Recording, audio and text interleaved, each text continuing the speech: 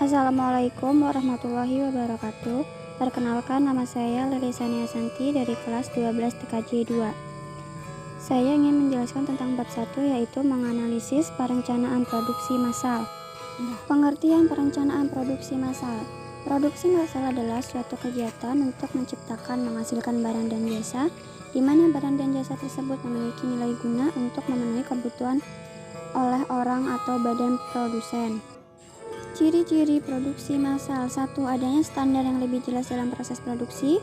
2. Memiliki mesin yang bisa memproduksi barang secara terus-menerus dan dalam jumlah yang banyak. 3. Semua alur produksi bisa berjalan dengan seimbang. 4. Waktu produksi relatif singkat. 5. Dalam penggunaan bahan baku sudah berjalan secara otomatis. 6. Kemudahan dalam kontrol produksi. Nilai guna barang. Nilai guna barang adalah sebuah nilai atas manfaat yang diperoleh dari penggunanya, baik itu bersifat nyata atau tidak nyata. Suatu barang tidak akan berguna jika tidak bisa diambil manfaatnya, dan barang tersebut tidak akan bernilai jika tidak memiliki nilai guna barang. Kegunaan dasar. Kegunaan dasar berarti sebuah benda yang memiliki nilai berdasarkan zat penyusun atau hal-hal yang bisa langsung dirasakan oleh panca indera manusia. Kegunaan waktu. Barang dapat berubah nilainya pada saat waktu yang tepat. Pada musim hujan, semua orang tidak ingin kehujanan sehingga banyak orang membutuhkan payung. Kegunaan tempat. Suatu barang dapat memiliki nilai yang berbeda ketika barang tersebut dipindahkan dari lokasi awal ke lokasi yang memiliki kebutuhan akan barang tersebut. Kegunaan bentuk. Kegunaan bentuk berarti bahwa sebuah benda akan memiliki nilai guna lebih ketika akan bentuknya berubah. Kegunaan pelayanan. Kegunaan pelayanan artinya sebuah benda akan bertambah nilainya jika ada jasa pelayanan terhadap barang tersebut. Kegunaan milik, yaitu suatu barang dapat berubah nilainya ketika pemiliknya berganti. Perencanaan produksi. Perencanaan produksi merupakan perencanaan tentang jenis produksi dan jumlahnya yang akan diproduksi oleh sebuah perusahaan dalam satu periode yang akan datang. Fungsi perencanaan produksi: menjamin secara perjalanan dan rencana produksi konsisten terhadap rencana strategis perusahaan sebagai alat ukur performasi proses perencanaan produksi, menjamin kemampuan produksi konsisten terhadap rencana produksi, mengarahkan penyusun dan pelaksanaan jadwal induk produksi. Kelebihan produksi massal: akurasi dan otomatis tinggi, kurang biaya tenaga kerja, kenaikan tingkat produksi dapat menimbulkan skala ekonomi yang sangat menguntungkan, sedikitnya pengeluaran per unit, biaya tenaga kerja rendah, biaya pemindahan bahan di pabrik rendah karena jarak lebih pendek. Kekurangan produksi massal: sumber daya yang terbuang, tidak ada jaminan, lebih banyak biaya untuk bahan, kurang beragam, terdapat kesulitan dalam perubahan bentuk, proses produksi mudah terhenti yang akan menyebabkan kemacetan seluruh proses produksi. Terakhir, terdapat kesulitan menghadapi perubahan tingkat pemerintahan. Perencanaan produksi massal. Perencanaan produksi adalah proses menciptakan ide produk dan menindaklanjutkan sampai produk diperkenalkan ke pasar. Selain itu, perusahaan harus memiliki strategi cadangan apabila produk gagal dalam pemasarannya. Sebelum melakukan produksi, konsep produk terlebih dahulu ditentukan berdasarkan banyak pertimbangan baik dalam perusahaan maupun luar.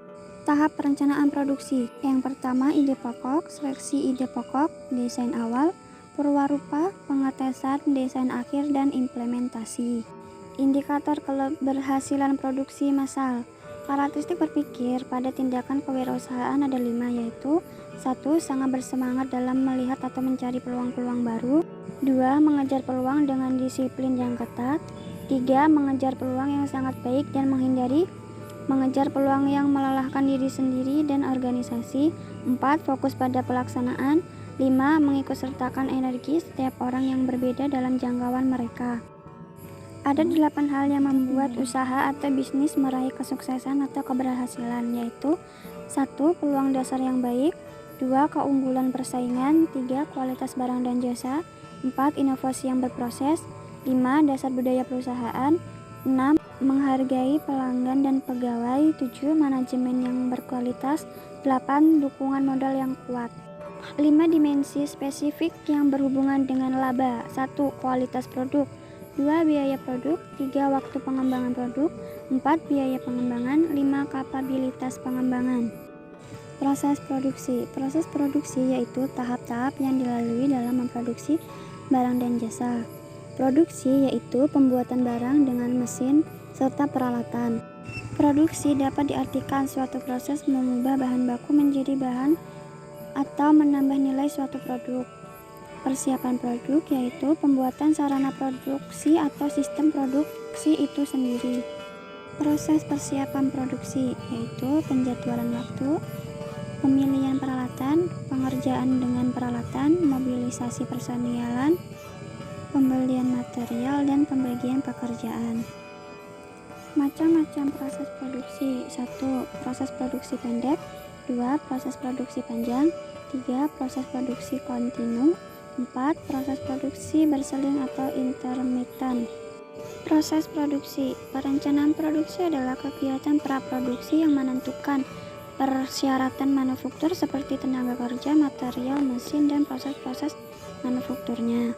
Manfaat yaitu sebagai berikut. Organisasi atau perusahaan dapat mengirim secara teratur dan tepat waktu sesuai dengan yang dibutuhkan. Pemasok mendapatkan informasi lebih tentang kebutuhan bahan baku dan bahan penolong sehingga mengurangi investasi dalam persediaan. Dan terakhir, dapat meningkatkan efisiensi dalam produksi sehingga mengurangi biaya produk secara keseluruhan. Tujuannya memiliki dua, yaitu untuk memasukkan kuantitas dan kualitas yang tepat dari bahan baku, peralatan, sebagainya tersedia selama masa produksi. Yang terakhir, untuk pemanfaatan kapasitas sebagai dengan ramalan pemerintahan. Pengawasan produk ada 3, yaitu faktor penyimpanan, manfaat, dan faktor-faktor. Faktor penyimpanan sebagai berikut. Tidak tersedianya bahan baku maupun bahan penolong karena kekurangan masalah, kualitas, dan lain-lain. Terjadinya kerusakan mesin, perubahan permintaan, ketidakhadiran pekerja, kurangnya koordinasi dan komunikasi antar unit atau pemasok dan pelanggan.